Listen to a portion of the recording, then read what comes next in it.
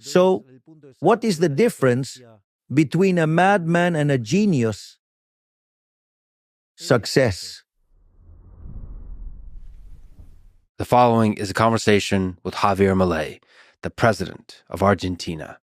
He is a libertarian, anarcho-capitalist, and economist who campaigned with a chainsaw that symbolized his promise to slash the corrupt bureaucracy of the state.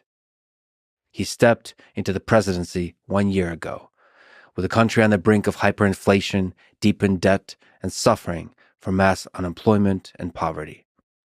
He took this crisis head on, transforming one of Latin America's largest economies through pure free market principles.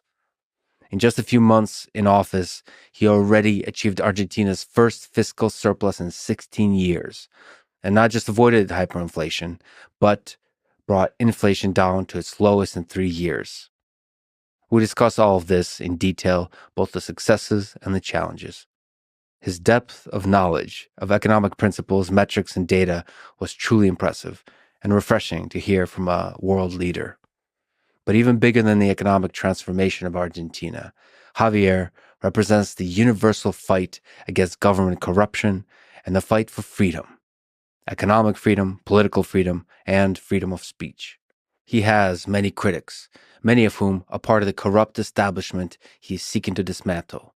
But many are simply Argentinian citizens, scared of the pain his radical policies may bring, at least in the short term. But whether one disagrees with his methods or not, no one can deny that his presidency marks one of the most ambitious attempts at economic transformation in modern history, and that Javier Milei is truly a force of nature, combining the rigor of an economist with the passion of a revolutionary in the fight for freedom of a nation he loves. Argentina is one of my favorite countries, so I sincerely hope he succeeds. This interview was conducted with the president speaking Spanish and me speaking English, with an interpreter simultaneously translating.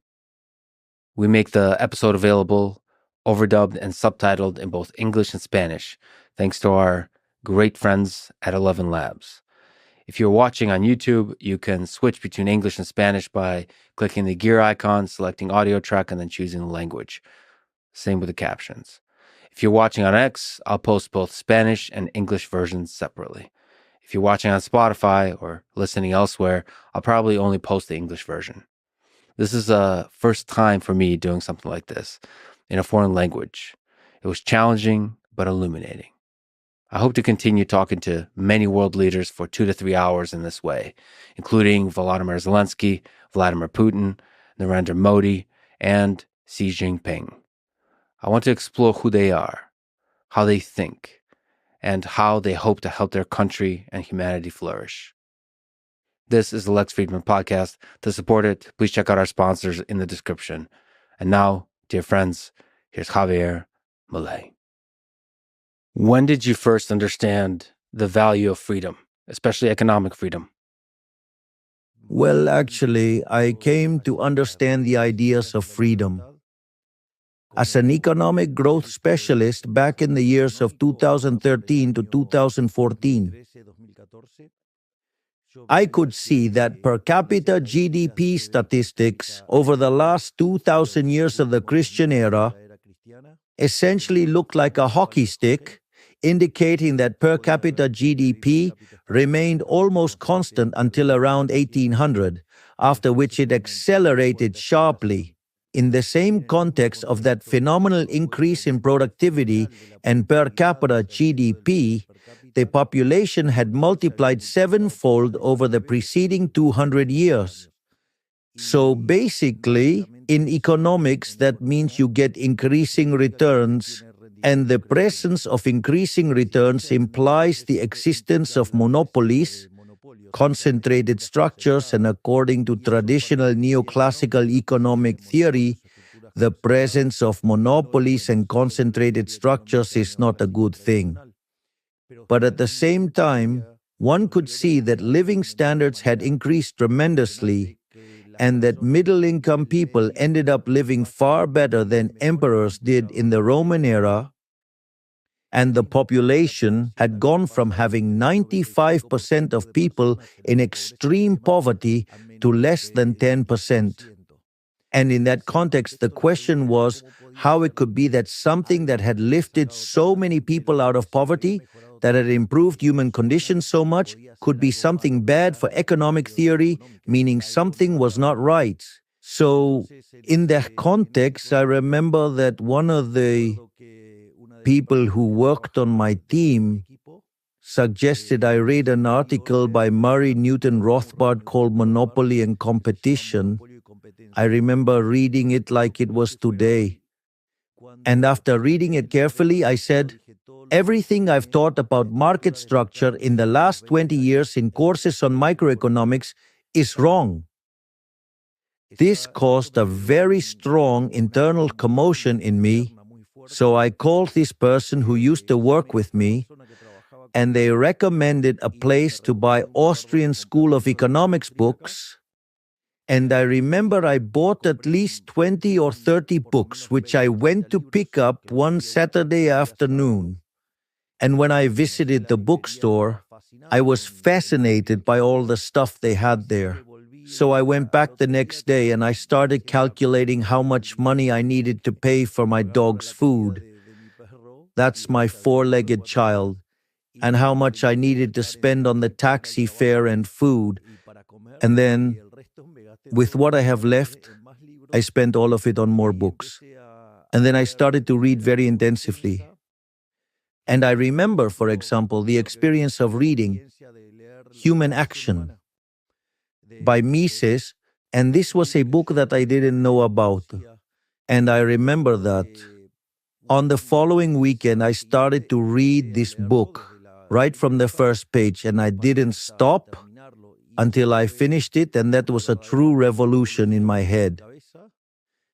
And having the chance to read Austrian authors like Rothbard, Mises, Hayek, Hoppe, and Jesus Huerta de Soto, or others like Juan Ramon Rallo, Philip Bagus, and Walter Block, for example.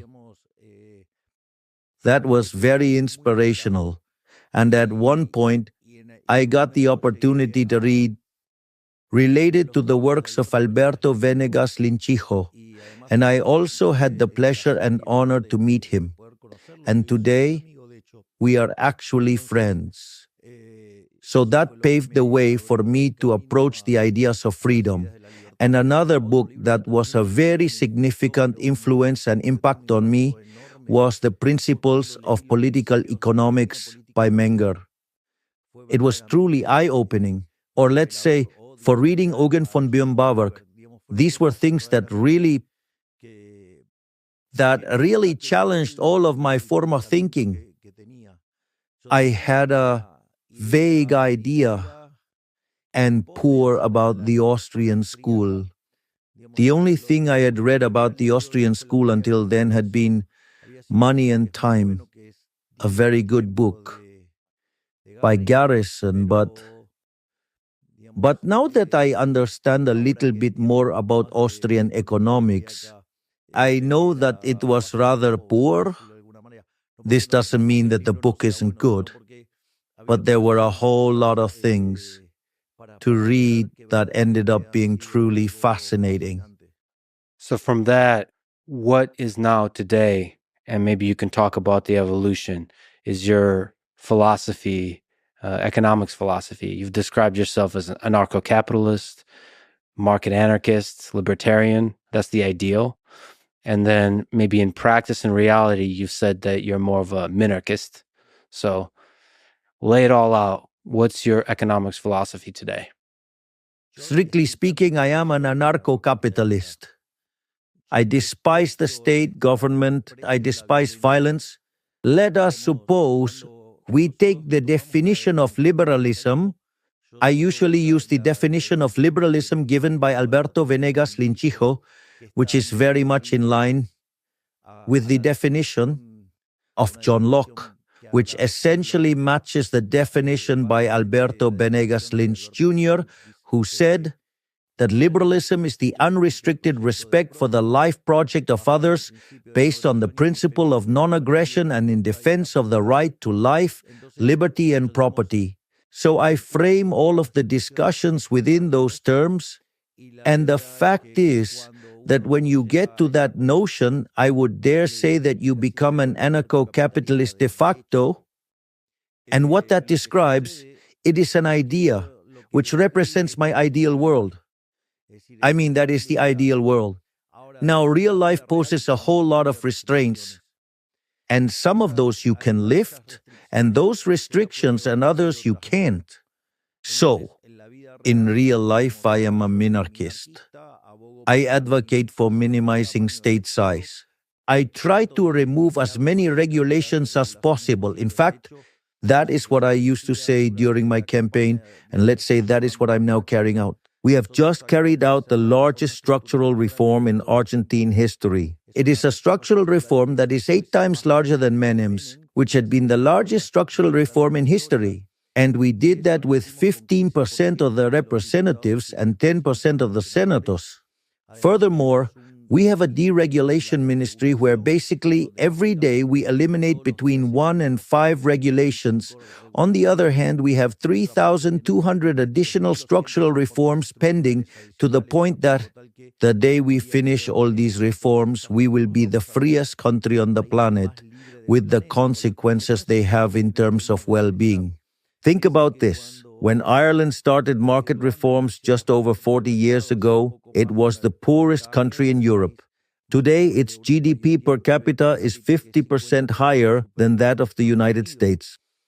So, I have a current situation, and what I am constantly looking for, whether from my academic works and my outreach notes and books, is the world we have today. That every day we are closer, that every day we gain more freedom, because there are some very interesting things here. First, I would like to quote Milton Friedman. There is a moment when they do an interview with Milton Friedman and they ask him about liberals, and then he says that there are 3 types of liberals. There are the classical liberals, where, for example, Adam Smith or Milton Friedman himself could fit. Some say that Hayek could fit into that category. For me, Hayek is a minarchist. Then you have the minarchists where you could clearly find in that place Mises, Hayek. One could find in philosophical terms Nozick and basically Ayn Rand.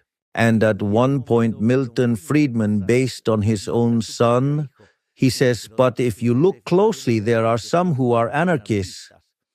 Let's say, probably from my point of view, the person who has been the greatest inspiration in my life is essentially Murray Newton Rothbard. So therefore, there are 2 dimensions. One is where I want to go, and the topic is where I stand. So the most important thing is to try each day to advance further toward that ideal of anarcho-capitalism. In that sense, sometimes we face strong and harsh criticism regarding that ideal vision. I think that's the nirvana fallacy. If you compare yourself against paradise, everything is horrible and miserable, but you don't live in paradise. You live on earth. Basically, what you need to understand is something called the state conditions. Let's suppose that you don't like rectangular tables. You prefer circular tables. Now, the reality is, I have only a few hours until I go and catch my flight, and the table is rectangular. You like a circular table, a round one, but there isn't one. What you have is a rectangular table. So either we do the interview here or we just can't do it. So what do? You adapt to the current conditions. This is what there is. Now, so then you have some restrictions that you can change and others that you cannot. The idea is to modify all the ones that can be changed in the short term and start working on those that can be modified in the medium or long term. For example, if you really like round tables, perhaps the next interview we may do at a round table, we're going to try and solve it. But today it's something that we couldn't possibly solve. So that's basically the idea, right? Let's say it's about understanding that some restrictions you can't change, others you can, and there are institutional restrictions too. There are many anarcho-capitalists who are dedicated to criticizing, and incredibly, they do so with more violence towards liberals, and many of them actually criticize me, which truly make no sense because it is precisely the nirvana fallacy. But the reality is that, look, in Argentina, for example, the most popular sport is soccer. When you go to watch an Argentina match, it is beautiful. The stands are full and they're all painted with sky blue and white colors. There is a lot of joy. People sing songs that are very fun, that are very distinctive. It's very much part of Argentine folklore, so to speak. But you see, that beautiful show is external. That is to say, it does not determine the outcome. You place the ball in the middle of the field, and no matter how much people shout, the ball doesn't move. The one who moves the ball and scores the goals is Messi. So, what do I mean? If you don't get involved and don't get into it, no, you don't do anything. So, what do I know? Is that there are many liberals, libertarians, and anarcho-capitalists who are really useless because all they do is criticize, let's say, those of us who want to lead the world toward the ideas of freedom. And what they don't realize is that power is a zero-sum game. And if we don't have it, then the left will have it. Therefore, if you level your harshest criticism at those in your own ranks, you end up being subservient to socialism, probably. And also, for instance, you have cases of strong hypocrisy, let's say. I have seen cases of agarists. It's the anarcho-capitalists who criticize Rothbard because he said that you have to get into politics, otherwise the socialists will advance. And it's interesting because some of them I have seen them proposing agorism. And I remember one of them one day, the police showed up, and honestly, he was peeing himself. So, it's very easy to criticize, propose, and suggest, but if he was truly such an agonist, he should have been willing to endure going to jail. However, when it was time to face the consequences of the idea he was promoting, he froze, wet his pants, and ended up, let's say, accepting all the restrictions because clearly it was better to be out of jail than in jail. But in doing so, he sold out his ideas. So it seems to me that not taking into account the restrictions of the situation only serves to be functional to socialism, because all it does is strike against one's own. So you became president 11 months ago. Can you again describe some of the actions you took? For example, you cut half the number of government ministries, layoffs, removed price controls. It would be interesting to lay out the first steps and what's next. If you allow me, I will first give you a description of the situation we received, and based on that, I will tell you each of the things we did. When we first took office, basically what we found was that in the first week of December, inflation was rising at a rate of 1% per day, which means 3,700% annually. In the first half of December, it had accelerated to 7,500% annually. When you look at wholesale inflation in December of last year, it was 54%. which if annualized would equate to an inflation rate of 17,000% per year. And in addition, Argentina, for the previous 10 years, had not been growing, with a drop in GDP per capita of approximately 15%. And the reality was that nearly 50% were living in poverty. Now, later I will get deeper into that discussion. And the reality is that we had a fiscal deficit which amounted to 15% of GDP. 5 points were in the Treasury, 10 points were in the central bank, which was endogenous monetary issuance. And the reality is that we also had interest-bearing liabilities at the central bank equivalent to 4 monetary bases, maturing in one day, meaning we could have quintupled the amount of money in one day.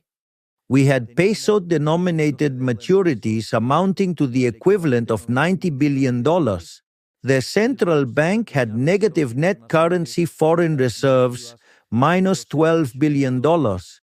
We had commercial debts in the central bank equivalent to $50 billion. There were company dividends held back amounting to $10 billion. Therefore, if we had instantly opened up, you see, I say we are liberal libertarians, we are not liberal fools. That's what some anarchist liberals suggested, meaning that we basically open everything on the first day. So in that context, of course, if we had done that, we would have encountered hyperinflation. Therefore, that would have led to the number of poor people being around 95%,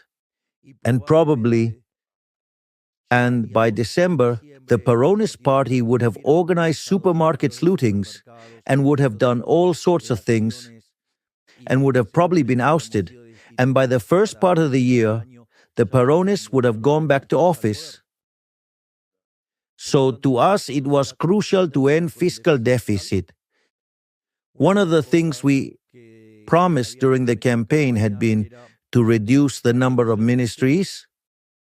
And indeed, we reduced to less than half the number of ministries because we went to 9 ministries. Today we have 8. We have also laid off a large number of civil employees. Today I can say that we have already dismissed about 50,000 of them.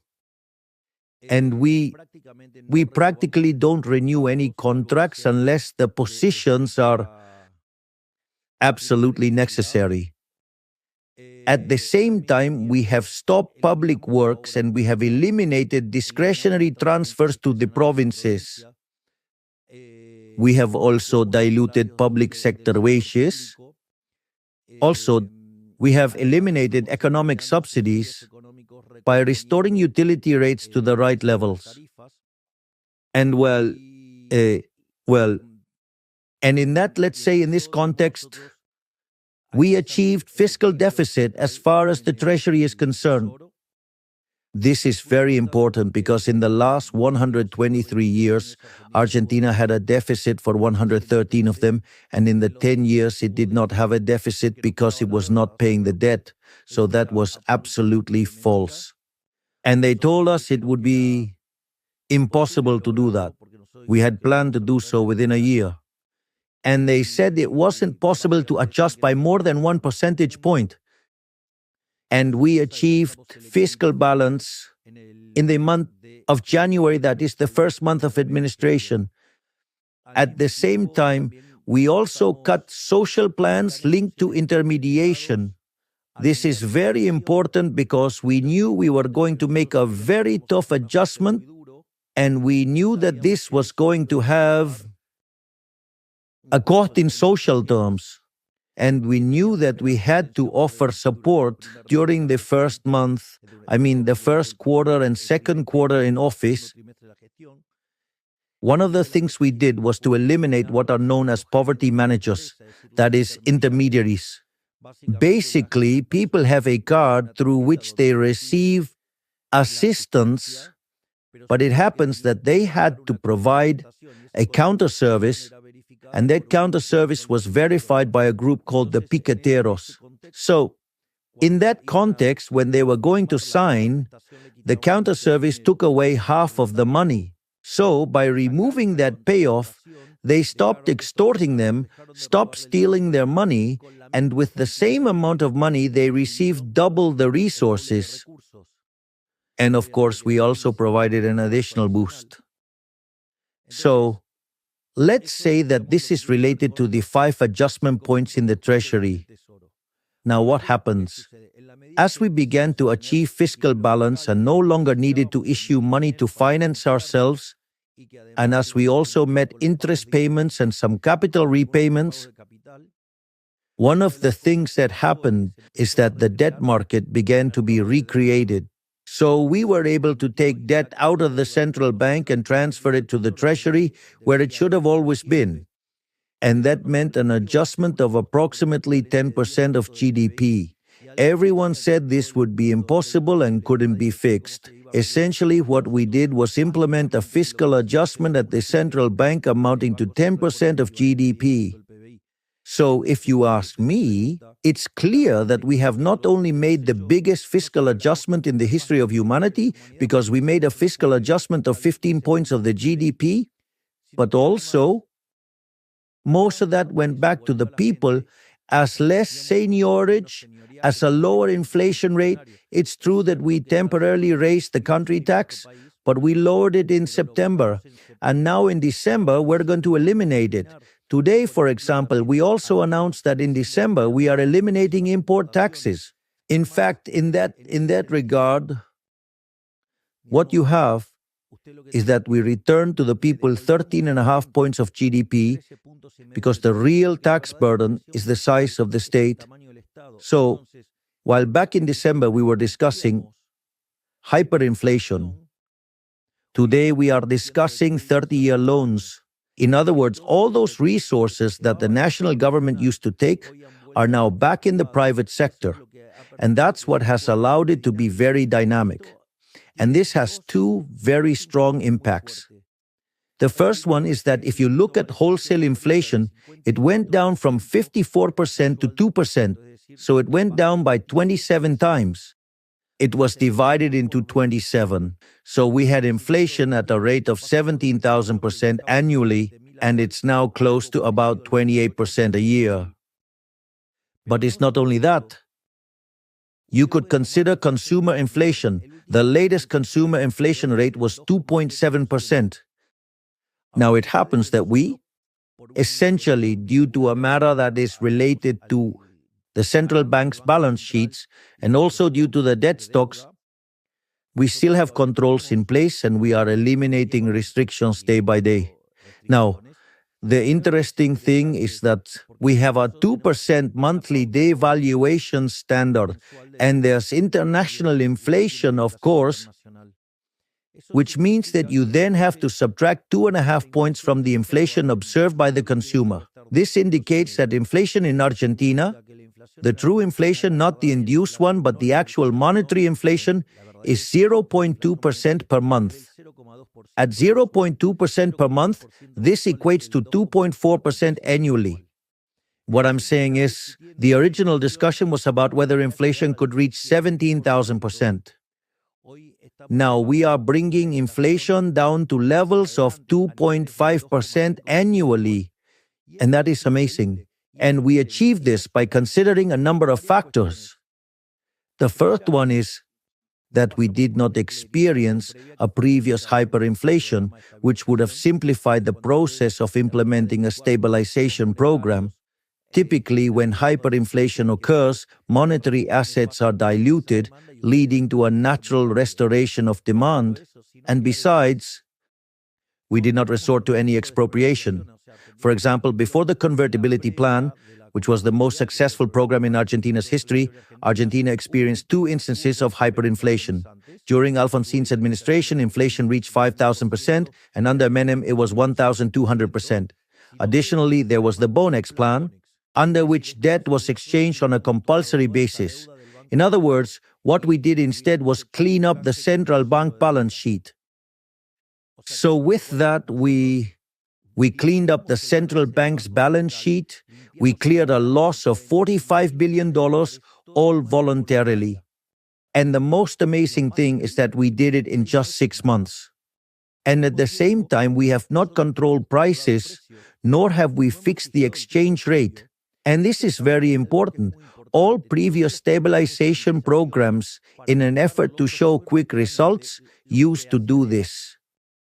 What they would do is, before announcing the plan, they would adjust the rates, and once the rates were adjusted, they would launch the plan.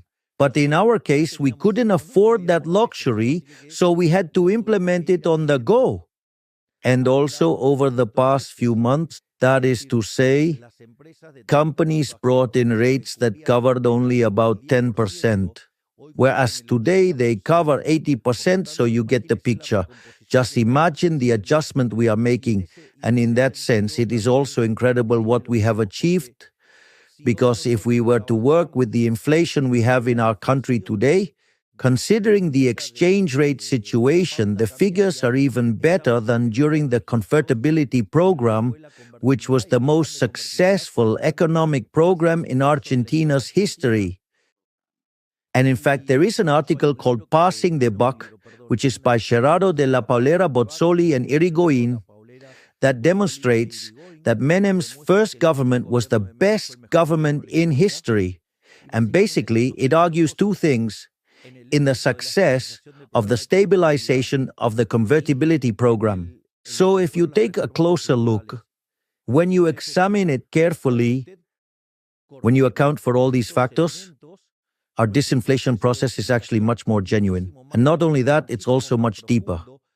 We restored freedoms to Argentinians while simultaneously implementing a structural reform 8 times larger. And we accomplished this with 15% of the representatives, 10% of the senators, and within the first 6 months of government. In other words, our deregulation agenda continues daily, and we still have 3,200 structural reforms pending. This will ultimately make Argentina the freest country in the world. Moreover, to have a sense of magnitude, the reforms that we already have made with the Executive Order 7023 and with the basis law, we have actually jumped 90 places in terms of economic freedom. What this means is that today, Argentina has institutions similar to those of Germany, France, Italy, and we obviously want this to continue. And let's say we are going to surpass, no doubt, the levels of economic freedom that Ireland reached in its best moment. And not only that, we're going to exceed the levels of economic freedom of Australia, New Zealand, and Switzerland. We are undoubtedly going to be the freest country in the world. And this means that thanks to what we've done today, we are on a path that allows us to multiply our per capita GDP by 2.5 times when you apply the relevant correction. And this, of course, is something very interesting because it implies a huge increase in well-being. And furthermore, today the Argentinian economy is already strongly and amazingly recovering. And we can say, analysts' hypotheses were suggesting that next year we would be growing between 5 and 6%. Today, JP Morgan has now corrected, or let's say revised the projections upwards. And besides, when we normalized the price situation, the true poverty rate came up and it was 57% in January. Today it is at 46%, meaning we lowered poverty by 11 percentage points. Let's say, it seems truly like a miracle. And not only that, but actually not a single job was lost in the process. When it comes to all of this inflation reduction process, people said that our economy and economic activity would collapse. And actually, when you look at the deseasonalized data, you see that in August there was a recovery that took us back to December levels. That means that in the year we made the largest fiscal adjustment in the history of humanity. We will end up with less inflation, fewer poor people, better real wages, and additionally a GDP higher than what we started with. And if you look at it in dollars, I can assure you that the numbers are phenomenal. Because basically today the dollar is below the levels we had when we took office. So the reality is that, and all of this, when you take my popularity levels and the government's acceptance levels, today they are above the moment we assumed office. If you know that the moment of maximum popularity is when you take office. Therefore, this means that far from resting on our laurels with this, we're going for more reforms. We're going to deepen the reforms, and I tell you, we won't stop until Argentina is the freest country in the world. Furthermore, a recent work by an Argentinian economist named Juan Pablo Nicolini was presented at the central bank's monetary meetings, and he works at the Federal Reserve. And it's interesting because he shows that only on the basis of what we have done in fiscal matters, it ensures that in the span of 10 years, we can double the GDP per capita, meaning that Argentina could grow at rates of 7% annually, which is very much, and that has strong consequences in terms of improving quality of life, reducing poverty, reducing indigence.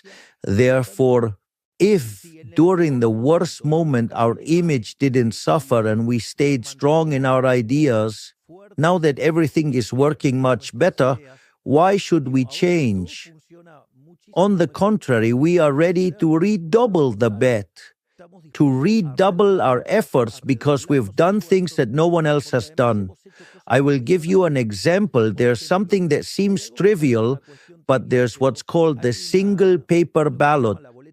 Argentina used to vote with huge ballots, which were above all, very costly, and that reform, let's say it wasn't done because it always harmed the ruling party. So everyone talked about going to the single paper ballot, but no one did it when they were in power. They didn't want to implement it because they preferred to commit fraud or use some kind of trickery to avoid applying that rule that makes the election more competitive. Well, what's interesting, we sent that law and it was approved. What's more, now we are finishing with the open, simultaneous, and mandatory primaries because it was a mechanism by which politics was also stealing. We are eliminating the financing of political parties. If you look, we have reduced the fiscal pressure by 15 points to the Argentinians. We are restoring freedoms with a deep set of structural and regulatory reforms. That is, I think that any sensible liberal could perceive we are already delivering a wonderful government. In fact, it's the best government in the history of Argentina. If the best had been that of Menem, we've already outpaced him. Maybe you can explain to me the metrics of poverty and unemployment. As you said, unemployment went down, real unemployment went down, real poverty went down. But even that aside, what have been the most painful impacts of these radical reforms? And how many of them are required in the short term to have a big positive impact in the long term? Let's take it step by step, all right? That is, we started to do things right, therefore we did not create poverty. The poverty was an inherited poverty. The point is that what we did was to reveal it. I'll try to explain it with an example that I think clarifies what's happening in Argentina. Argentina was an economy that had a total price controls. It had a fiscal deficit which was financed through money printing. Just for you, to give you an idea, in the last year, Argentina financed 13 points of the gross domestic product with money printing. In other words, a real disaster. So that situation provoked this artificially demand and puts pressure on prices. The issue is that price controls are applied additionally over the prices that they enter the price index with which inflation was, I'm not saying they were lying about it, it was distorted. And since Argentina measures poverty and indigence by income line, then what happens? That distorted the true levels of poverty, of course. But that's not the only effect. I mean, let's say the real poverty levels were higher, quite a bit higher than those shown by the previous government, which showed them at 41% and also did so on a 6-monthly basis. So if you, let's say, have a growing trend, they are actually leaving you a bomb and you don't see it. Because let's say basically the indicator was measured with a delayed form. But not only that, imagine that you are also given, you are in the middle of an island, alone, and they give you $1 million. What can you do with that? You cannot do anything because you cannot buy anything. It's the same as if someone tells you that the price of glasses is $10, but when you want to buy it, it's not available. Actually, there's a joke told by an Argentinian professor named Juan Carlos de Pablo, who says that a man goes to a bazaar and asks for a vase. Then he says to him, "Well, I want that vase. How much would you charge me?" Then he says, $5,000. Oh, okay, $5,000, but why $5,000 if across the street it's 1,000? He says, "Well, go buy it across the street for 1,000. Ah, there's none for 1,000. Well, then here, when there's more, it'll also cost 1,000. In other words, prices at which they are available. So what happens? When you are faced with that situation, the supermarket shelves were empty. So what was the point of having a price at which you couldn't buy anything? You left those prices, the shelves were empty, so the statistics showed that you were much better. But the reality is you couldn't buy anything. You couldn't make it happen. So if you left the situation as it was, people were going to starve because they couldn't buy anything. Yes, they had a certain amount of money that could supposedly buy certain goods, but those goods were not available. What is the only thing you can do to save people? Make the prices transparent and allow products to reappear. Well, when you make the prices transparent, you also make transparent the cost of the basic food basket and the total basic basket, meaning the the indigence line and the poverty line respectively. And when you do that, clearly you will see a jump in poverty. That brought poverty up to 57%. Now, Argentina found its activity floor in the month of April. From that moment, Argentina began to invent a cyclical recovery. Real wages have been growing every month above inflation. Therefore, nominal wages are beating inflation. In fact, we are already at levels similar to those we had in November. The same goes for pensions. Moreover, also let's say there is a rebound in activity due to the recovery of the stock cycle. Therefore, this is also contributing to more and better paid jobs. In fact, this is so strong and evident that the wages growing the most are in the informal sector. This means that poverty and extreme poverty are decreasing much faster than we imagined. But not only that, by eliminating inflation, you remove the inflationary tax, but the real burden is the fiscal deficit, which was 15 points of the GDP. Okay, we temporarily raised the country tax, now we lower it, but we returned that to the Argentinians. We gave back 15 points of the GDP. Not only that, but also, when you eliminate inflation, you remove the distortion of relative prices. Therefore, the allocation of resources is much better. Not only that, but also with the strong fiscal adjustment we made, we have reduced the country risk from 3,000 basis points to 770. Today, Fitch raised Argentina's rating to CCC. So, what do I mean? That translates into a lower country risk and interest rates, and that generates an increase in investment, also generates an increase in consumption.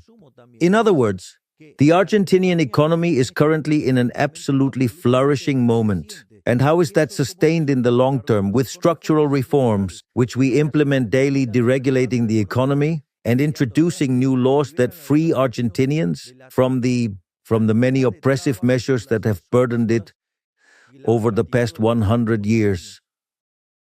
You've spoken about the caste, the corrupt political establishment. So there's a lot of powerful people and groups that are against your ideas. What does it take to fight when so much power is against you?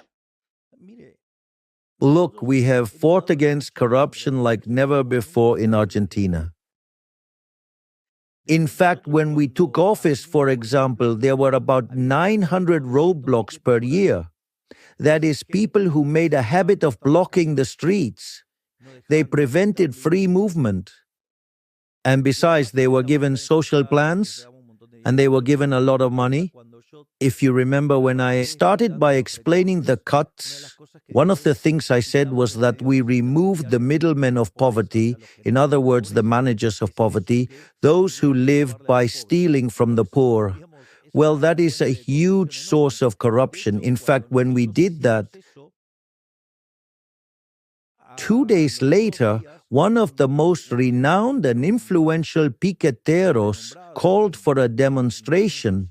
He claimed that 50,000 people would attend because he was actually expecting 100,000.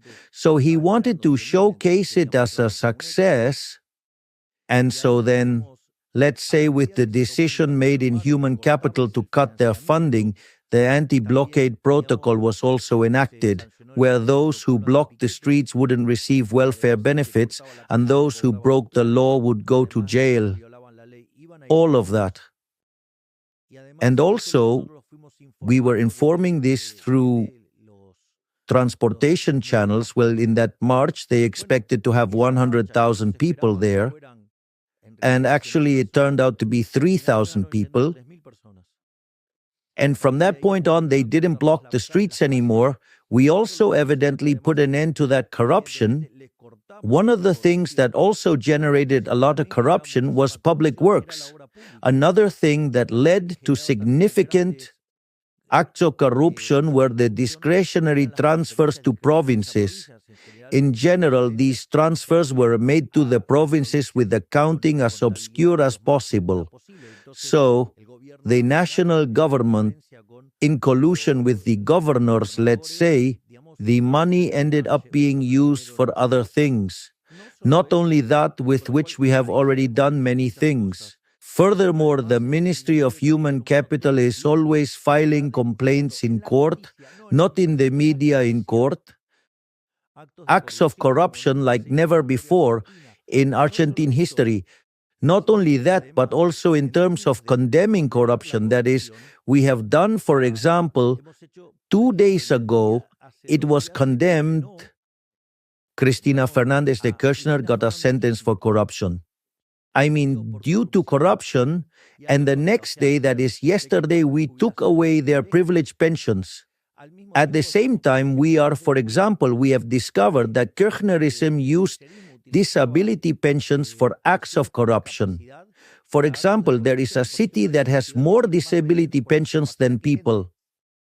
In other words, to give you an idea of the things being done in Argentina. And also in Argentina, we have restored freedom to the judiciary. We do not pressure the judiciary. And this is so true that during my government, not only was Cristina Fernandez de Kirchner convicted, but also the 2 terrorist attacks carried out by Iran were condemned. So, if there is a government that is truly fighting against corruption, it is us. Not only that, but also with each deregulation, it is a privilege that we take away either from a politician, a prebendary company, or a power group. That is also very powerful. No one in Argentina has ever fought against corruption the way we have. In fact, I will move on to something that is deeply corrupt and one of my great battles. The corruption of the media and social media. That is to say, I removed the official advertising. That's why you will see that even though we generate wonderful news, every week in large quantity, the media speak terribly. In other words, they demand to have a monopoly on the microphone. That is, they are entitled to insult, hurt, offend, and they don't want anyone to bother them. And they expect me not to even respond. That's why a large part of journalism in Argentina hates the X network. And that's why we, the liberal libertarians, love the X network. Because we can all say what we want. However, let's say these supposed journalists who defend freedom of expression, actually what they want is to censor the ideas they don't like. And of course, because they are leftists, because they are wokes, because they can't stand the competition, because if they had to fight face to face, hand to hand, on a level playing field, when it comes to ideas, they would lose because they were a failure in the economic, social, and cultural aspects. And also, we must not forget that those murderers called socialists killed 150 million people. So they clearly cannot fight on equal terms. Therefore, they demand that social networks have censorship and that the truth cannot be told to them. Because when you tell a socialist the truth, they cry, claiming it's hate speech. No, it's not hate speech. It's that you are useless people who have ruined the planet. They have made the planet much worse. And fortunately today, thanks to social media, especially due to the enormous and brave work of Elon Musk and the role of Twitter, today, X, right, allows information to flow, which makes it possible, let's say, to expose politicians and also expose the media. And that's why journalists in Argentina are so violent. Why? Because before they could, for instance, a journalist went and, for example, he would go to a person and he would throw a folder at them and say, if you don't give me X amount of money, I am going to publish all of this and tarnish your reputation. And I know for a fact a case of a journalist who carried out this extortion twice to a businessman. That businessman told him that he wasn't going to pay. And evidently the journalist did it. Obviously, they went to court, there was a trial, and that journalist lost both times. But that process is very slow, and in the meantime, they smeared. So since the justice system takes a long time, so what is the problem? The problem is that in the meantime, your life got dirtied. So why can journalists do all this? Well, that's why they dislike X. They dislike social media. They dislike the new form of communication because it took away their monopoly over the microphone. And by taking away the monopoly over the microphone, it removed the economic benefits of extortion. So clearly, that's another battle I'm fighting. You read a newspaper in Argentina, and 85% of what you read is a lie. That is to say, the fundamental characteristic of most journalists, not all, but the vast majority of journalists in Argentina, with some honorable exceptions, is that they are liars, slanderers, and defamers. And if the monopoly they demand were still in place, that they want to reign again, I have no doubt that they would demand money in exchange for silence, because that's what they are. They are extortionists, they are thieves, they are corrupt. And then, of course, obviously, when you take away a privilege from a sector, they get upset. Well, welcome to freedom. So you're not only fighting for economic freedom, you're fighting for freedom of speech. Exactly. I fight for freedom in all aspects of life. That is to say, one of the things that seems most interesting to me is that when the Berlin Wall fell, it's true that officially fell in the year 1989, but the reality is that the wall, or socialism, fell in the year 1961 when they had to build the wall. I mean, they built it because people were leaving communist Germany for capitalist Germany. They realized that those on the Western side were much better off. And of course, to prevent people from leaving. They put, what a wonderful system, right? So, I mean, they had to trap people. They couldn't let them go. I mean, these are such wonderful ideas that they had to apply them at gunpoint. It's no coincidence that they killed 150 million human beings. So, what happened then? The official fall of the wall in the year 1989 made it clear that socialism had failed. In that context, the socialists, They moved the discussion of class struggle in economics and took it to other areas. So, for example, socialism, or what is of the 21st century, or cultural Marxism or post-Marxism, whatever definition you want, is to take class struggle to different aspects of life. For example, one of the aspects of life where you, let's say, have this is in gender ideology. I mean, it's incredible because the first ones to defend equality before the law were the liberals. The first to defend women's rights were the liberals. Jeremy Bentham, in the year 1750, was the first to demand equality before the law for women. I mean, the cause of equality before the law for women, and equality of rights, the first ones who advocated for this were the liberals, did you know? However, what does the left do? They just go on to radicalize it. And then it moves to what is called female chauvinism. Female chauvinism is, let's say, the fight against males. And then, I mean, how do they do it? They do it by assigning rights. But when you assign a right, someone has to pay for it. And that has consequences. And in general, let's say, this always happens. The consequences are that the results are worse than what you had before. I mean, in any state intervention, the subsequent result is often worse than what you originally had. So that's one thing. And not only that, but the other side of this is the environmental agenda, which sets man against nature, involving all aspects of environmentalism and everything related to climate change.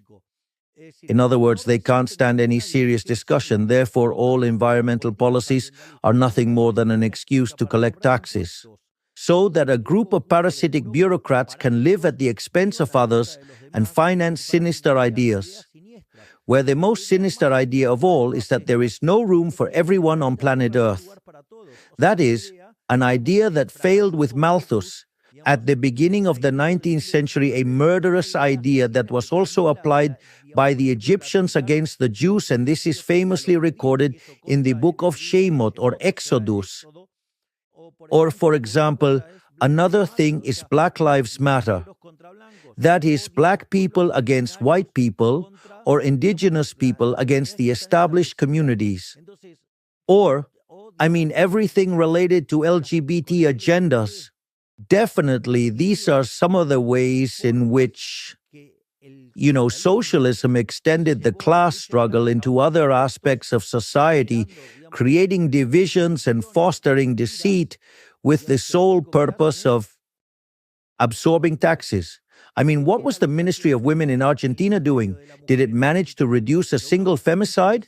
No, none at all. The number of femicides exploded just the same. In fact, the most feminist president in Argentine history, Mr. Alberto Fernandez, used to beat his wife. That is such a strange feminist. I mean, well, so within the ranks of feminists, let's say, you will essentially find the largest number of rapists and women beaters. And it's quite interesting what they do. Their hypocrisy is truly striking. It's not just about that, though. I mean, the battle is on three fronts. You have the economic front, which is free enterprise capitalism. Then we have the political level. Currently, the system that the world has designed is a Republican liberal democracy with checks and balances. And, I mean, at the cultural battle level, notice that socialism has been very successful in the cultural battle. It has been very successful politically because it was able to translate that political battle in winning many elections. But why is it falling apart? Why? Because it produces misery, and because the economic system is a disaster, so people eventually realize that it is making things worse for them. Liberal libertarians are very good when it comes to economics. Yes, and those good economic results can actually lead, to the generation of solid political processes. But what happened? The liberals neglected the cultural battle. Much of the blame was placed on Fukuyama when he said this is the end of history. No, it was not the end of history because the following year, in 1990, the socialists gathered at the Sao Paulo Forum and, based on the ideas of Gramsci, designed a strategy to infiltrate the media, culture, and education, which ended up changing the entire discourse. And they established that what they said was politically correct, and that any idea outside of it was to be considered reactionary and had to be censored or even persecuted. And they claimed to be the ones defending freedom, even though they were the ones persecuting people. It's the same with journalists who get upset with Twitter. They say they defend freedom but can't stand it when those who think differently speak. Is that freedom? Yes, for them, but not for those who think differently. That's not freedom, that's fascism. Then, what do we say? Then we must fight on the economic front, and I believe we are implementing an extremely successful economic program that is being recognized worldwide. In fact, the other night, the president-elect, Donald Trump, indeed gave recognition for the achievements we are having in Argentina and the speed at which we have done it. At the same time, you have to fight the political battle because, well, soccer matches are not won by shouting from the stands, they are won by playing on the field. But that alone is not enough because you have to, let's say, you need to convey to society the values of capitalism, the free market, what liberalism is, the value of freedom, right? And when you succeed in that, then we will indeed be able to advance steadily. If you don't fight the cultural battle, what happened in Chile will happen to you. They had economic success. It was, let's say, sustained over time, but at some point it collapsed. Why did it collapse? Because they hadn't fought the cultural battle. Then socialism, little by little, took control of institutions in education and the media. So they took over the media and culture, and on that basis they attacked and broke up the system. And then they found themselves with increasing doses of socialism, and the only thing socialism generates is poverty. Therefore, what you must keep in mind is that you have to fight the battles on all fronts. And if you don't keep that in mind, I can tell you, are headed towards collapse. Like you said, in this fight against corruption, you are challenging some very powerful people, a powerful establishment. Are you ever afraid for your life?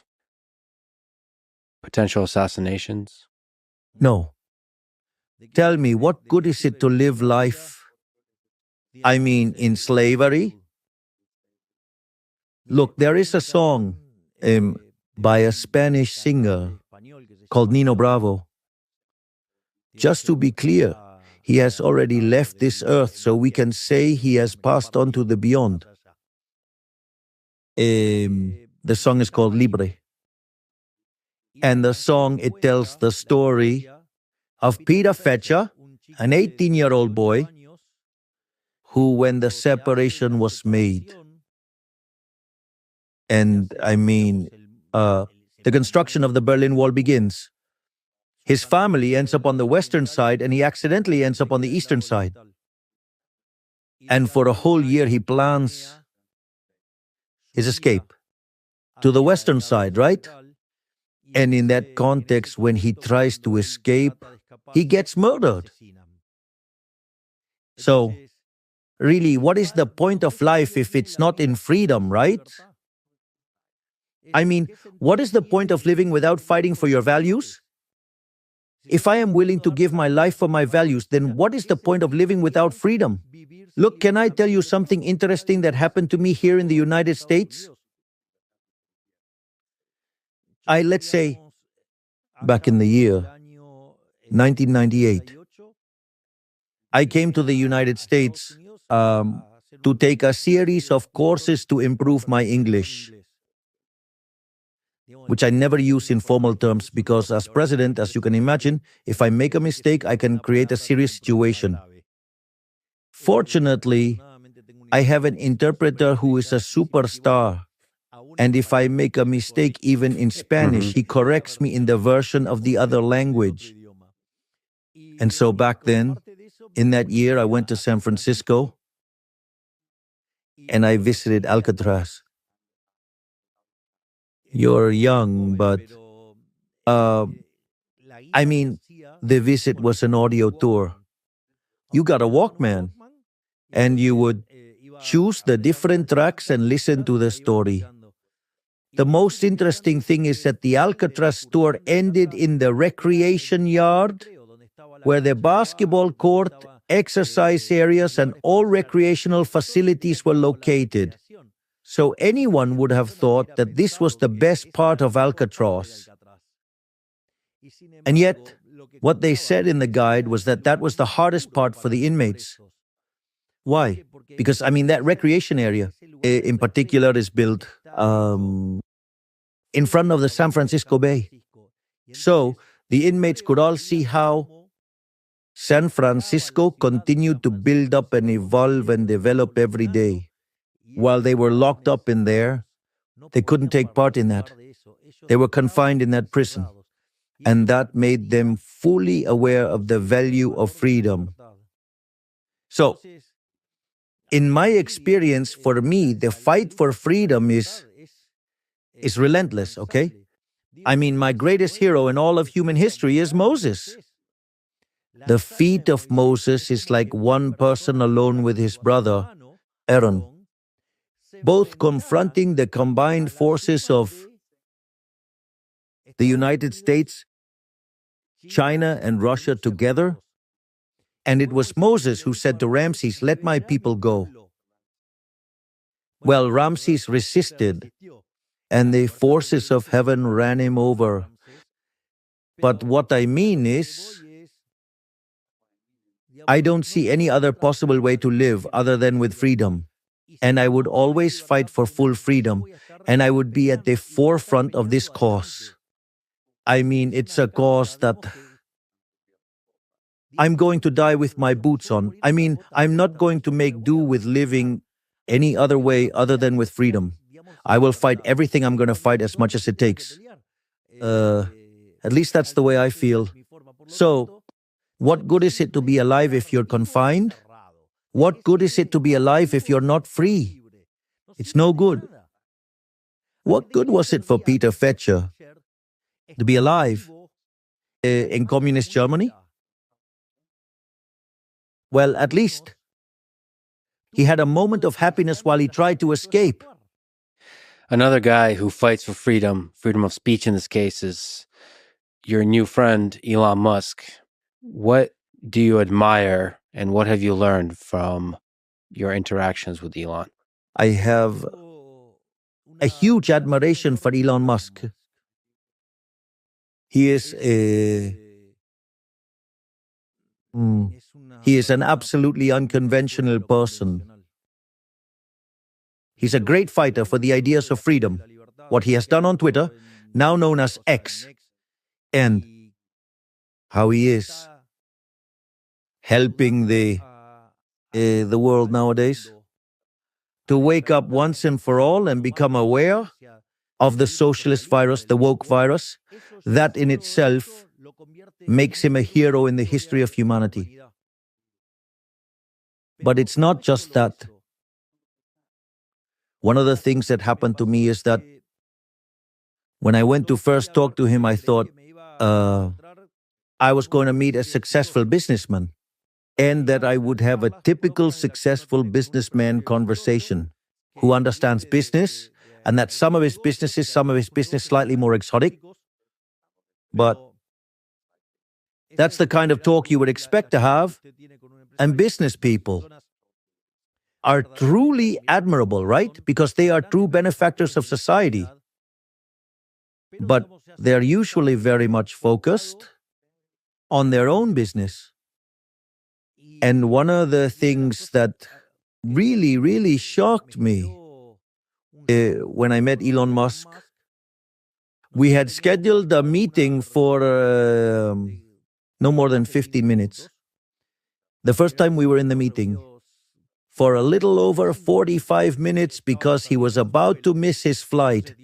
So obviously, if someone as important as him doesn't fly as planned, it has to be rescheduled, and he loses a lot of hours. Imagine, every minute is very valuable. And one of the things that happened was that basically he brought up the topic of demography, and we started discussing demographics and growth. I never imagined that I would end up discussing demographics and growth with him, you know? And another very fun thing was that something funny he said to me was that since we shared our vision regarding demographic issues and the need to populate the planet, he asked me, now what about you? When are you going to move in that direction? I mean, I said, oh, look, I have 5 children. And he said, well, the 4-legged ones don't count. That was the first meeting I had with Elon Musk. The second meeting was when here at the universities we started seeing anti-Semitic demonstrations where basically Palestinian flags were displayed and Jews were harassed and persecuted. And at that moment, when we had that second meeting, he showed himself to be very deeply involved with that and brought up the issue of the cultural battle. So, I mean, it's not quite conventional even in the political field. During our last talk, which lasted for about 2.5 hours, right?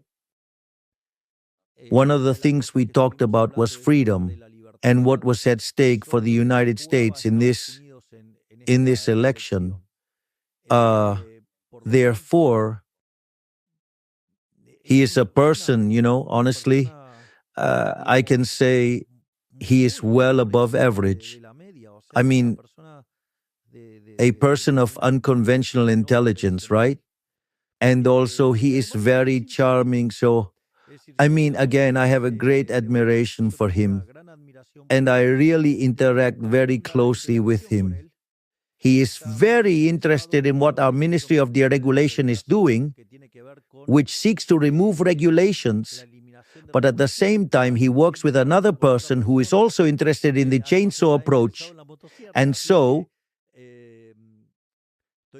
I'm very pleased because they are going to try and replicate the model we are implementing in Argentina. And also, Donald Trump himself is very enthusiastic about this. So, and anything in the way of reducing regulations and cutting public spending and taking government out of the equation means more freedom for the people. So I'm very pleased with what's going on. And with Trump's victory, because the United States will be better off, Argentina is going to be better too. And the whole world is going to be better off. Today, the world is a much better place than it was just a few days ago. Like you said, Elon and Vivek Ramaswamy are heading the DOGE, Department of Government Efficiency.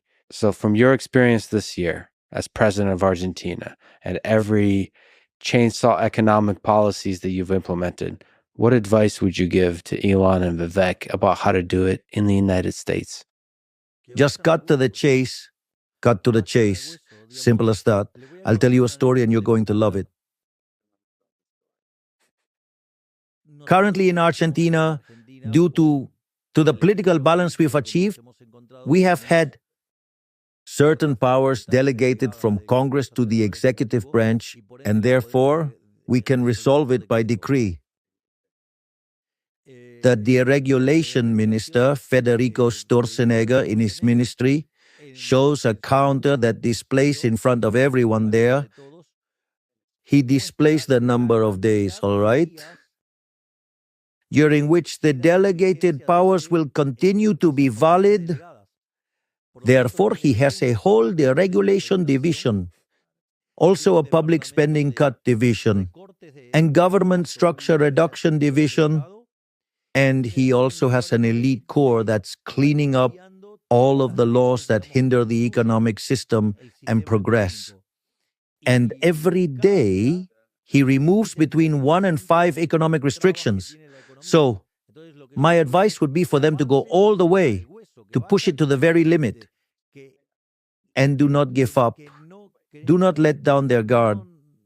Furthermore, that agenda does not have political purpose, because at the end of the day, you are removing privileges. Of course, there will be people complaining, but those are people.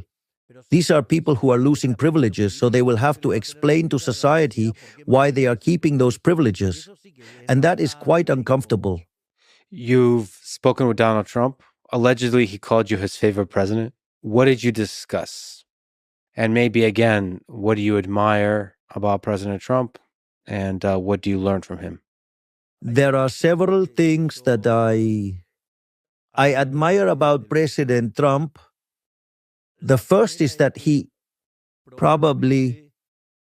I think he's provided ample proof of this in his first presidency. He understands the nature of the cultural battle. He has openly confronted socialism. His speeches openly target socialism. He perfectly understands the woke virus. And that is, of great value, because it means understanding what it's all about. Another thing I truly admire about him is his courage. In fact, thankfully, thank goodness he didn't get assassinated or killed. But it was by a small chance occurrence that could have killed him, just because he moved at the right moment. And yet that didn't intimidate him, and he went on. And in fact, during his first campaign, and in this one as well, in the second one and third one, they criticized him, insulted him, offended him, said awful things about him, made up all sorts of horrible stories about him. In that respect, I can say I deeply relate, because probably no one in our history has had such a negative campaign from all the media like they did to me. But let's say they were quite similar. This is why it's so interesting, and I was so deeply moved when last night I also got to meet Sylvester Stallone, because Sylvester Stallone talks about, well, how important is that no matter how hard they hit you and keep on hitting you all the time, despite all that, you keep going on and on and on. What I'm trying to say is that so many of Sylvester Stallone's approaches are truly inspirational, don't you think? So imagine I'm about to give the speech and I see Sylvester Stallone, and Sylvester Stallone knows me. It was truly insane. I had to pinch myself. I mean, this can't be true. And besides, well, the people were wonderful with me last night. They've been wonderful today. I've taken hundreds of selfies. I mean, it's truly been, I would say, it's been my break, let me say, after almost a year in office and having to face all sorts of media torture because the journalists who have vested interests and are corrupt are professional torturers. Yes, because they invade your personal life, your family, and your privacy. Let me tell you something to show you the kind of garbage the media in Argentina can do. They sent 3 drones to spy on me at my presidential residence. To spy on me. Do you think that's right? No. Exactly. But that kind of thing happens in Argentina, not to mention the many lies and horrible things they say. I, for instance, remember that time when my father was hospitalized. My father is a man of a really strong character who has had 2 heart surgeries, all right? And one day a journalist was saying all sorts of lies about my father. My father was hospitalized and he almost died of a heart attack. So that kind of thing is what journalism and the press do in Argentina. So they start to attack your private life, your mother, your father, your sister, even my dogs that I absolutely adore. They are the most wonderful beings in the universe. They even target my 4-legged children. So Imagine that I've been in office for nearly a year as president, and since they can't criticize my management except by lying and distorting the numbers, they meddle with all these things they have been doing all the time since the year 2021, when I officially entered politics. So, and I've seen what they've done to Trump. So, that also makes me relate a lot to him because he's a true warrior. He's a Viking. He's a Viking. He's literally a Viking. I mean, he is someone I admire for how he has kept fighting in the face of adversity, even against all odds, and still he managed to win. Amazing. And and that's why I can relate that much. And I've also seen how he's been unfairly criticized, like when he was accused of protectionism or when he wanted to discuss some matters within the context of public debate regarding the design of monetary policy as regards the Fed. And basically, they have accused him of things. I mean, isn't he entitled to give an opinion as a president? I mean, any citizen could give their opinion, even more so a president. Why is it important to you that Argentina has a close relationship with the United States? Well, to us, that is truly important, okay?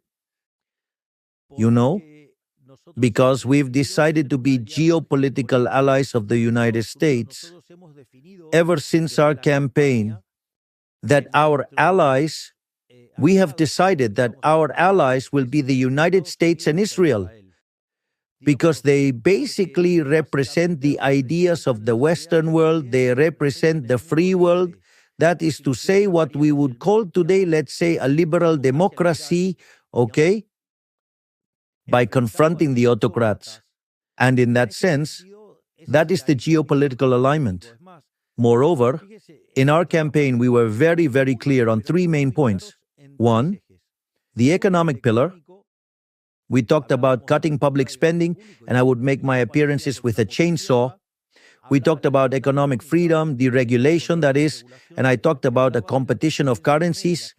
And people, obviously were interested in the dollar. So it was obvious that the economic policy was clear. All right? And not only was it clear, but we are also fulfilling it. That is the first point. Second was our policy on security, the idea being to fight crime, relentlessly, as well as security. No mercy, right? And in fact, in Argentina, there are no more roadblocks, which they said were impossible to end. Not only that, we have strengthened the security forces and also our armed forces, and we are waging a tough battle against drug trafficking and narco-terrorism. Therefore, we are also strongly fulfilling that. Notice that these 2 points, which were the main concerns, they were the biggest concerns of Argentinians when we took office, are now in 5th and 6th place. Today, the problem for Argentinians is corruption, whether there is unemployment, if there is poverty, but they don't mention inflation and insecurity anymore. And besides, a third point that I made clear was that I would align with the United States and Israel internationally. And, at my campaign rallies, there would be groups that would come along with flags of Israel.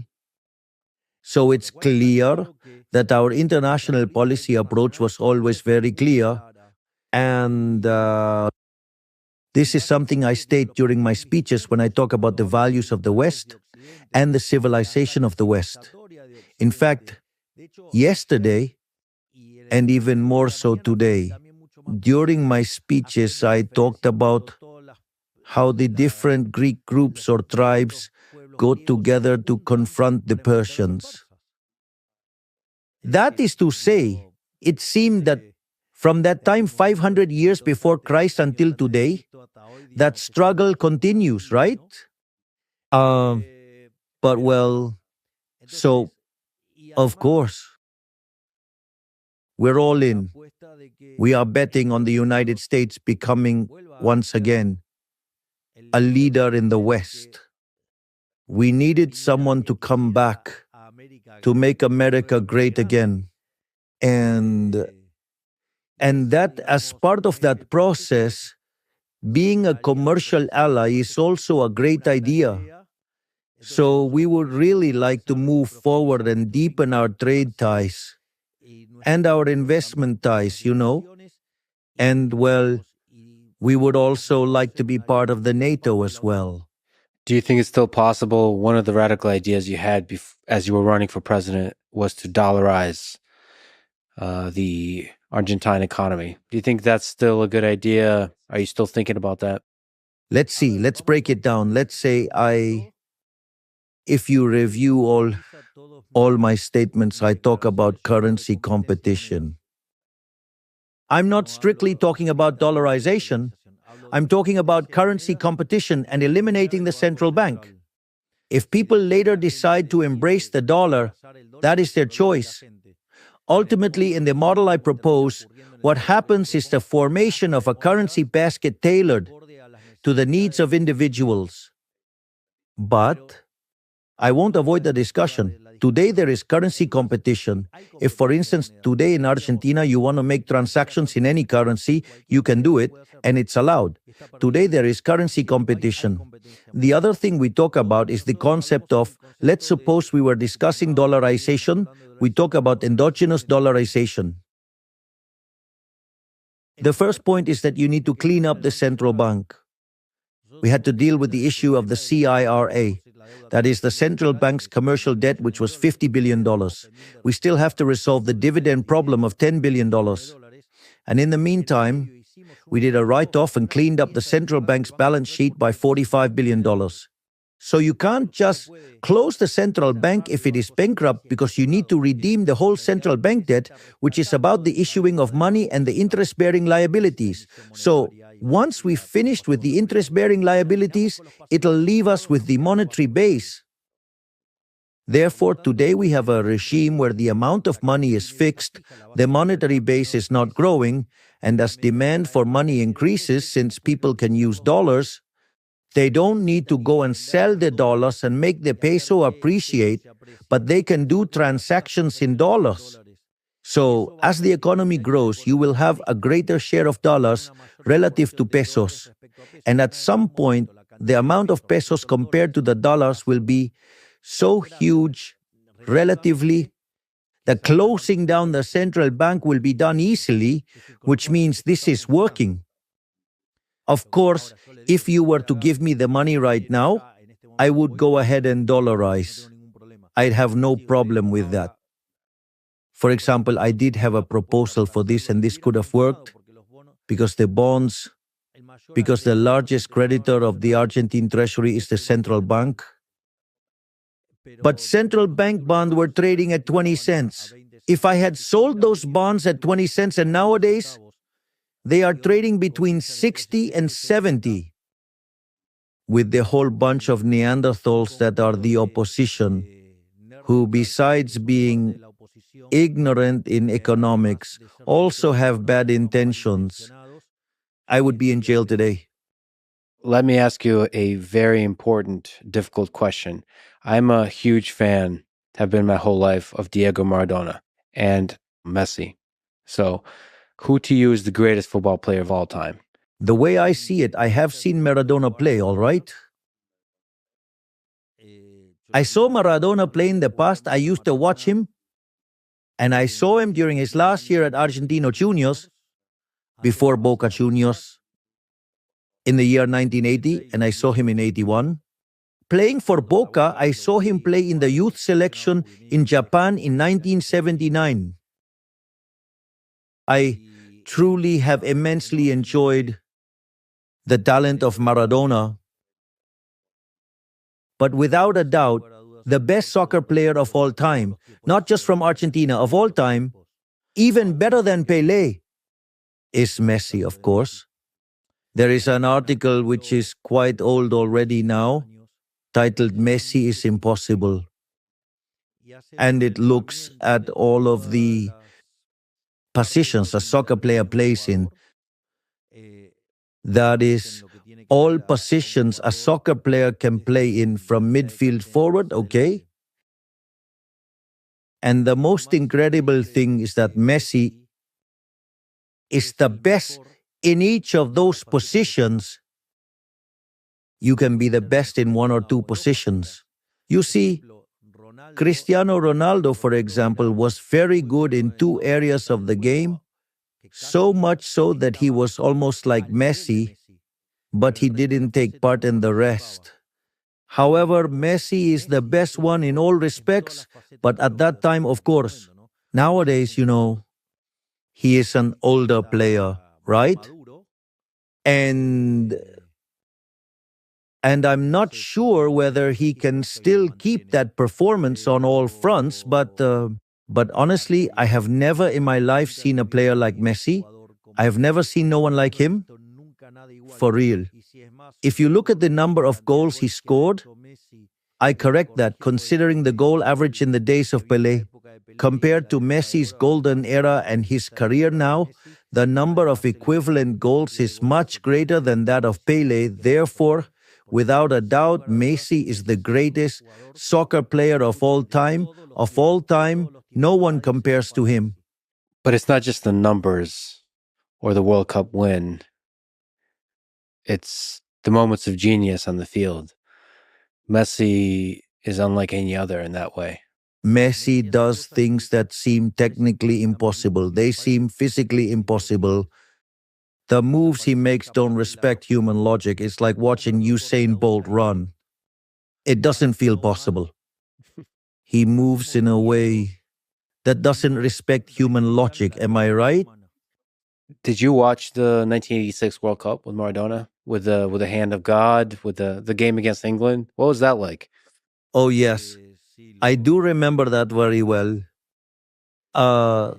We watched it in the home of my godfather and saw how he did his gambit and dodged the team, the England team, that was truly, it was absolutely,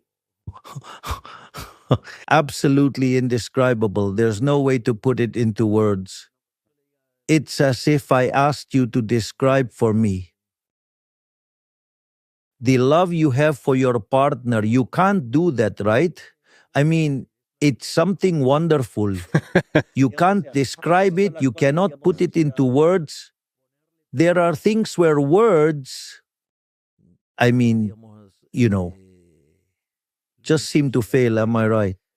I really think that there are times when humans, or some humans, not all of them actually, some humans have the privilege of being able to vibrate closer to God.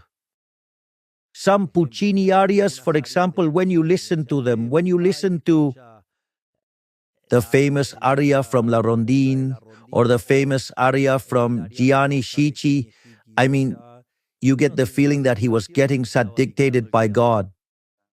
How can you put that into words? You can't. There's no way you do that. I mean, those moments where we humans are, that we have the privilege. I say it as human beings, right? Because, I mean, I'm speaking from that perspective, okay?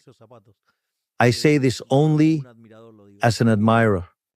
Some human beings have the ability to vibrate so close to God that you can't describe it, you can only enjoy it.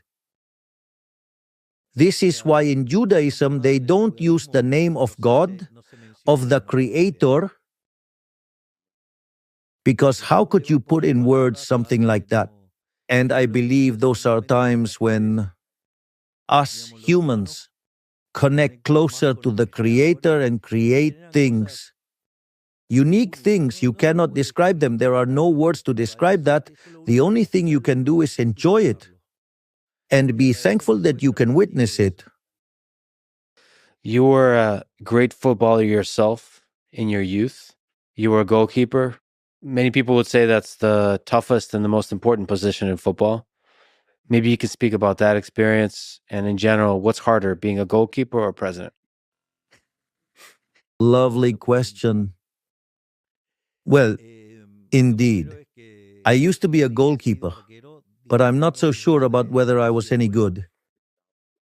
But, uh, but the experience of having been a goalkeeper is very valuable. First, the goalkeeper is the only player that can use their hands in a certain sector of the pitch, in the area. The other thing is that he's also the only player who dresses differently, right? Moreover, their training is a solitary one. And the most important, it is the very climax, the goal, right?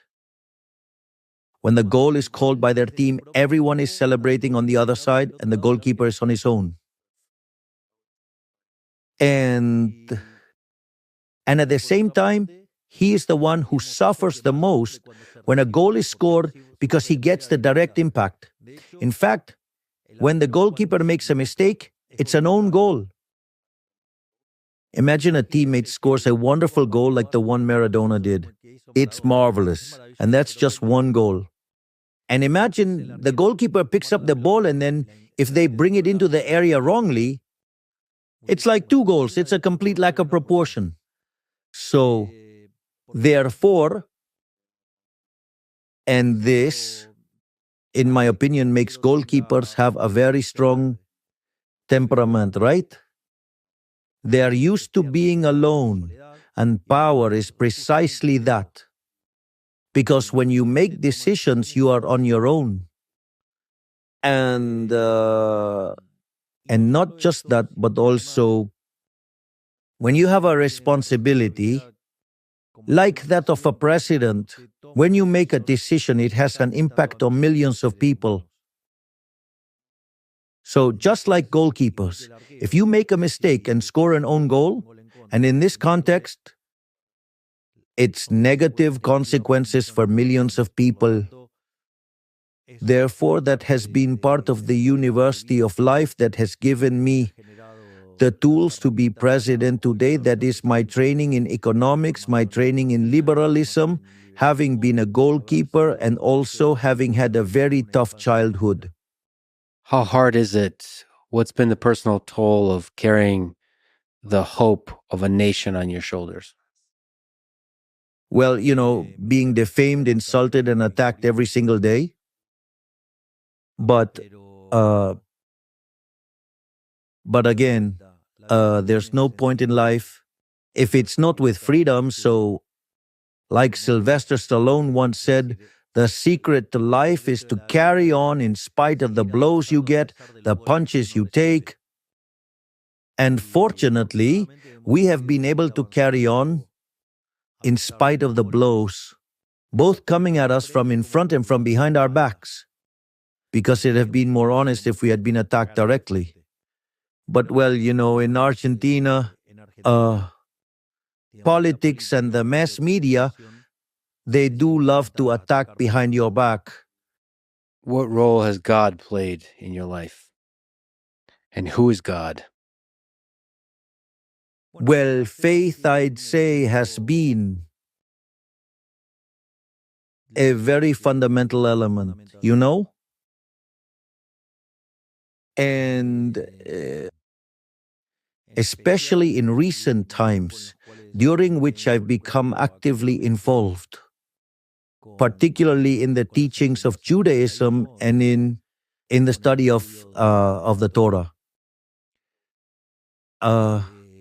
This has given me a huge, let's say, a huge background to face the many adversities which I've encountered and had to overcome in the last few years.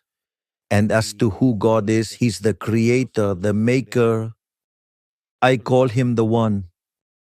What is a better guide for humanity, the invisible hand of the market or the hand of God? They're perfectly in sync. Well enough.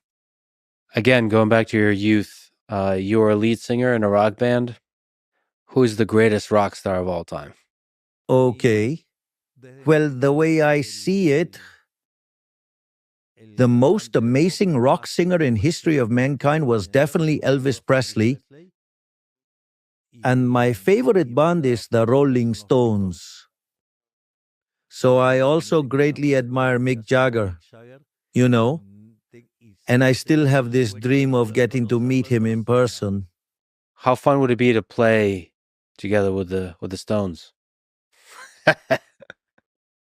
That would be a big, big dream. Don't get my hopes up because I set goals and then I go and achieve them. Well, I'm close friends with the band that opens for the Stones, so I would love to see this happen. Oh, well, that would be great. Or we could also watch the whole concert from the stage. I mean, I can't keep ruining the Rolling Stones' music. I already had a tribute band and did quite a lot of damage to the music. How much of your rock star roots define your approach to politics, to life? Do you see yourself as a kind of showman in part? Of course. Absolutely. My idea is that when you attend one of our events, it feels like going to a Rolling Stones concert. In fact, in one of my most recent performances at Luna Park, I even had the pleasure of singing in front of 10,000 people. It's on YouTube. No, sorry. Not on YouTube. It's on my Instagram feed. At that event, I sang a song called Panic Show, and the song starts by saying, "Hi everybody, I am the lion." Your intensity and passion have earned you the nickname El Loco, the madman. Do you think some madness is necessary to challenge the powerful establishment? Well, maybe it's a matter of perspective, right? It could be the other way around. That everyone else is crazy by living in a way contrary to the ideas of freedom. And so maybe the sane person who wants to fix that is then considered a madman. Anyway, the nickname doesn't bother me at all.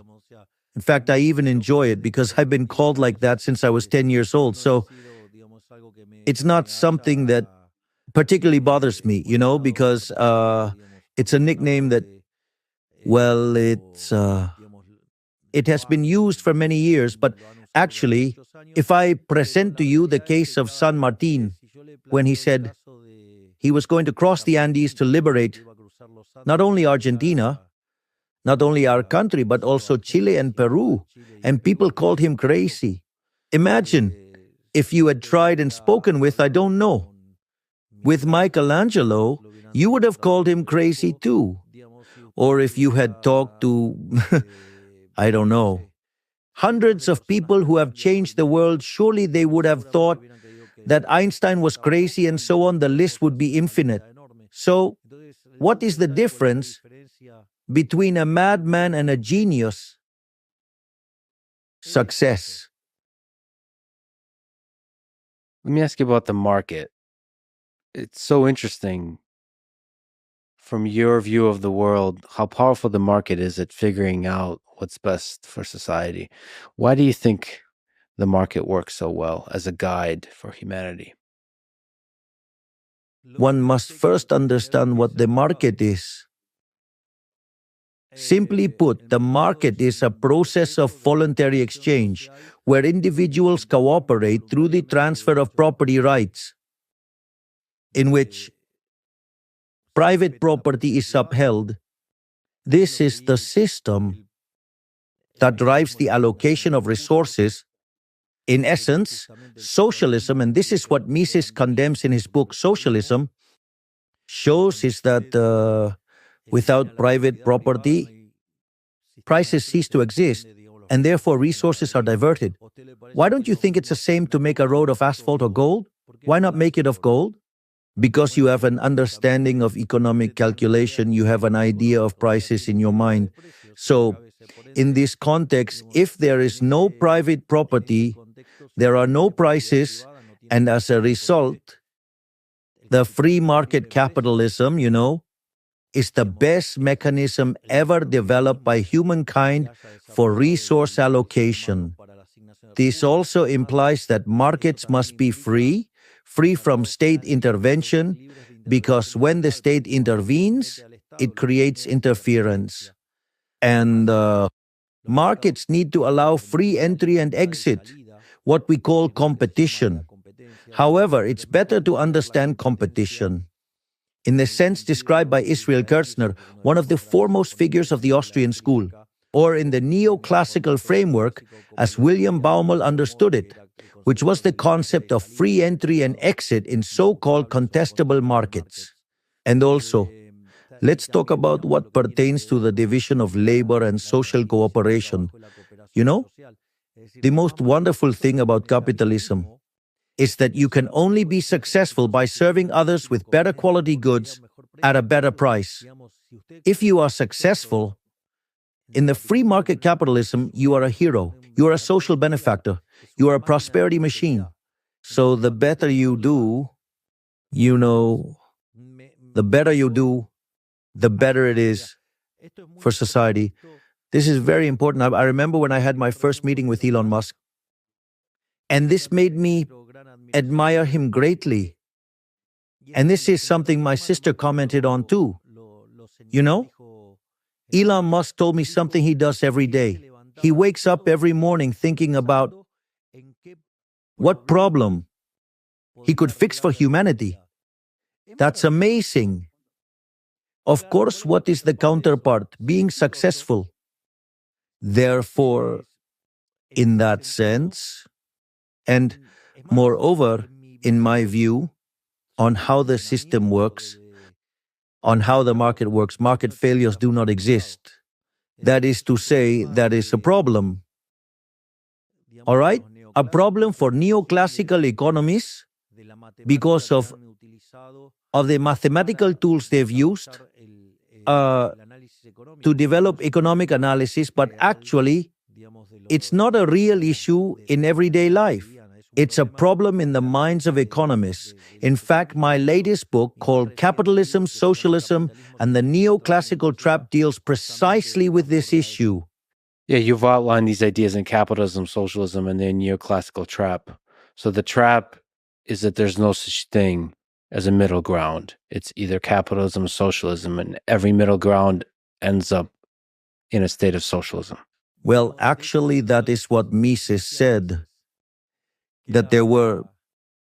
He said that there are only two systems, free enterprise capitalism and socialism. And he also pointed out, and this is proven in Hayek's book, The Road to Serfdom, that any middle ground solution is unstable in terms of capitalism, meaning it tends towards socialism. So when you implement an intervention, it causes government failure, which then triggers further intervention, setting up a trap that results in more and more intervention. And in this context, the neoclassicals, with their market failure theory, are in fact dealing with problems that are fundamentally mathematical. Rather than making the world a better place, they have, if you will, been instrumental in increasing the levels of intervention. Let me tell you something. Well, you know, I have an economist as chairman of the President's Advisory Council. Dr. Damien Radel, who studied here at Harvard University and completed his PhD, was mentored by Kenneth Rogoff, the American economist. And Rogoff has said that Dr. Radel was his best student. Nowadays, we're actually working with Dr. Radel specifically on all these issues that arise from, you know, the interventions proposed by the mainstream, such as the so-called correction of market failures. And a few days ago, he conducted a survey of search algorithms and policy recommendations. And that resulted in a map painted from red to blue. And, well, the redder it was, the more it was linked to socialism. There was an intermediate thing that was yellow, and blue was free market ideas. And one of the things he discovered as part of that graph or chart was that the largest number of policy recommendations scandalously are actually left-leaning. So that is the empirical evidence of what I pointed out in the book, Capitalism, Socialism, and the Neoclassical Trap. You mentioned your four-legged children. What have you learned about life from your dogs? Well, from my four-legged children, I have learned unconditional love. In fact, well, my name in Hebrew means loyal friend, faithful friend. And on the Chinese horoscope, I am dog. And if there's one thing that defines me is loyalty, being decent. And those virtues, you can find them in those wonderful beings that dogs are who love unconditionally. In fact, they are superior beings, right? Spiritually speaking, in my case, because I don't forget or forgive those who have harmed me. That is to say, all those who have insulted, defamed me, and criticized me. I remember each one of them, but I don't have the greatness needed to forgive them. On the topic of loyalty in politics, I'm sure there's been a lot of people, some people, who have betrayed you. Does that hurt your heart? It depends. Because you sometimes think that you can expect some people to be loyal, and if they betray you, of course, that hurts. But some people, you actually don't expect anything from them, so if there's betrayal, you won't be annoyed or feel bad because you owe it to someone who didn't share your values. But politics does have that, Sometimes, many of the people you may come across don't have the values you advocate for, but it's cost benefit. You need to let the ship sail on, right? Or would you rather let it sink? That's not my case. I fight until the end. There are traitors, but that's part of politics. And that's not my line. But of course, they do exist. There are a lot of people who admire your revolutionary spirit. What advice would you give them, maybe young people, on how to live a life like yours and have an impact on the world like you have begun to do? I didn't do this thinking about having an impact on the world. I have defined what makes me happy and I live according to that. I live consistently by that. And most importantly, I would say never give up. Moreover, and above all, never be half-hearted. I would rather cry because I failed rather than not crying because I never tried. I'm a perfectionist, so when I do err, of course, I have a bad time.